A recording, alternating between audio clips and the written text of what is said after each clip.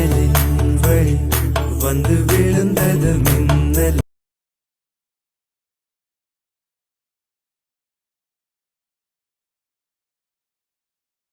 Hello sweethearts, welcome to the டிஎடிட்ஸ் 2.0.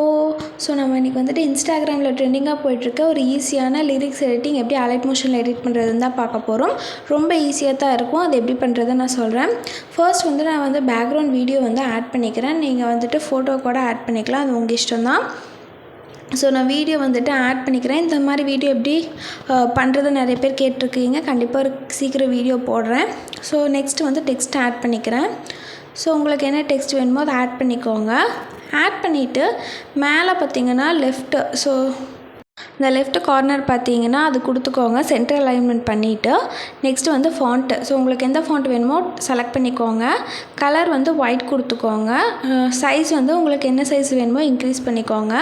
நான் வந்துட்டு ஃபாண்ட் வந்து ஹேண்ட் ரைட்டிங் ஃபாண்ட் கொடுத்துருக்கேன். நிறைய டைம் இந்த ஃபாண்ட் கொடுத்துருக்கேன்.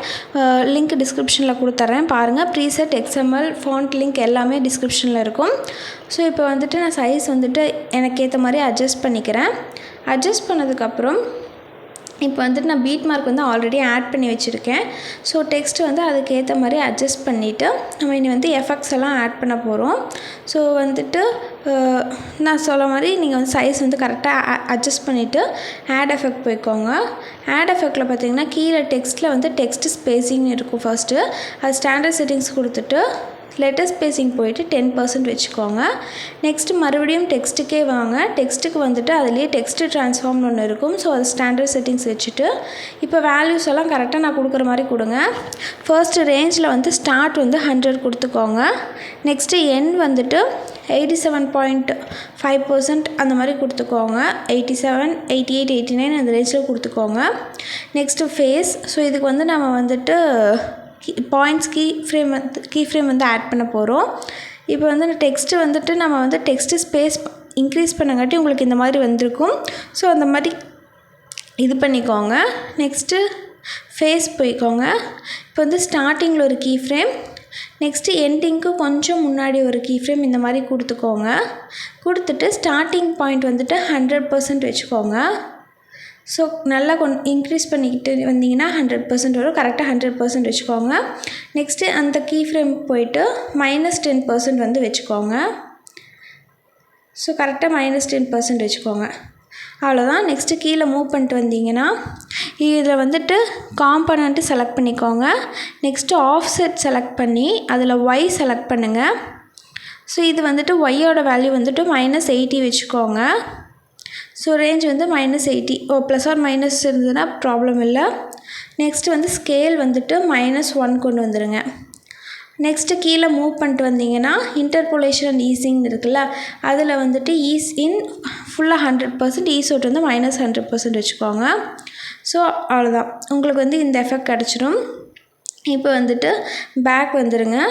பேக் வந்துட்டு நம்ம வந்துட்டு உங்களுக்கு வந்து வீடியோ வந்து கரெக்டாக எனக்கு வந்து நான் இன்னும் கொஞ்சம் வந்துட்டு பிளெண்ட் பண்ணிக்கிறேன். இன்னும் கொஞ்சம் டார்க் ஆகிறதுக்காக பிளெண்ட் பண்ணிட்டேன். நெக்ஸ்ட்டு பார்த்தீங்கன்னா பார்டர் அண்ட் ஷேடோ அது செலக்ட் பண்ணிவிட்டு தேர்ட் ஒன் ஷேடோ ஆப்ஷன், அதில் ஒயிட் செலக்ட் பண்ணிக்கோங்க. கீழே வந்து XY வேல்யூ வந்துட்டு 0ல் வச்சுக்கோங்க. அதை நான் சொல்ல மறந்துட்டேன்.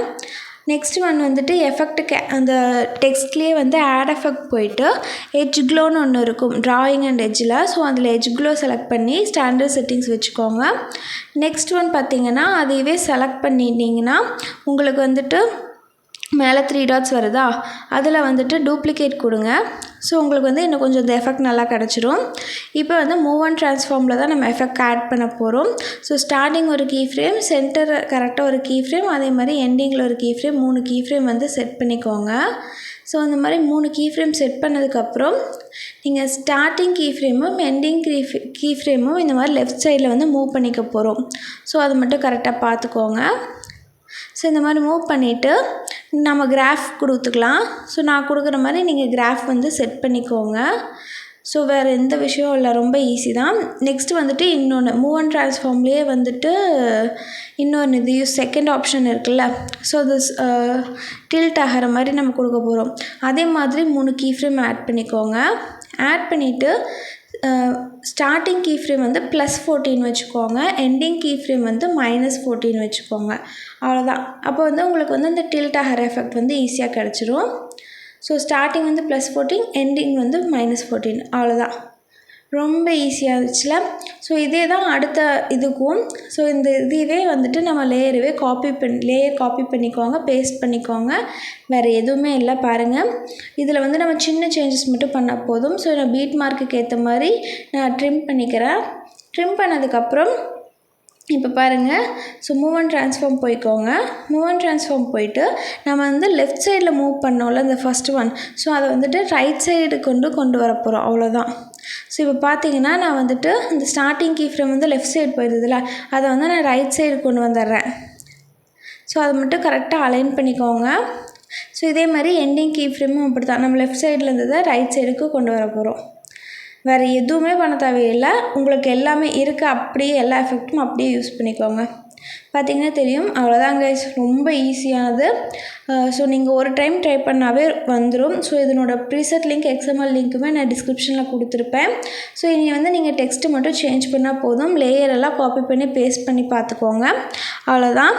நெக்ஸ்ட்டு அந்த ஸ்மைலி ஆட் பண்ணுறது தான். ஆட் டெக்ஸ்ட்டுக்கு போய்ட்டு ஸ்மைலி வந்து செலக்ட் பண்ணிக்கோங்க.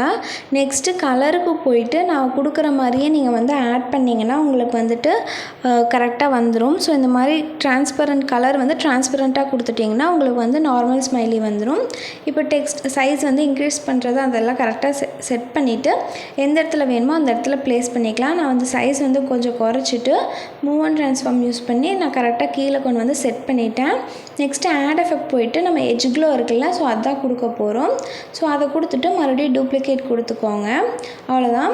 ஸோ உங்களுக்கு வேணும்னா நீங்கள் பார்டர் அண்ட் ஷேடோ போயிட்டு கலர் வந்து ஒயிட் கொடுத்துக்கோங்க. உங்களுக்கு இன்னும் கொஞ்சம் பிரைட்னஸ் கிடைக்கும்.